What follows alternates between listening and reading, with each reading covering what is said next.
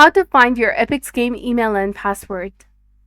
Hi everyone, welcome back to our channel. In this video presentation, we'll be discussing about finding an email and password of your Epic's Game account. So let's get started. First of all, you have to launch any of the web browser on your computer or your mobile device and simply go to store.epicgames.com and hit enter in your keyboard. Then you will come across the official website of Epic's Game. Click on the user ID in the top right corner of the screen, and from the drop-down menu, go to Account. By clicking on Account, you will be taken to the Account Settings page, where you have to simply navigate to the Account Settings and Account Information.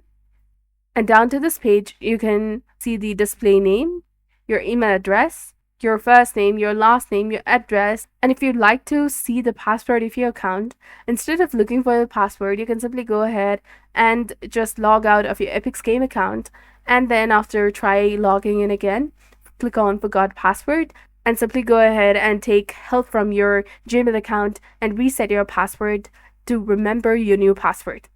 Reset your new password and make sure you remember your password for the future logins.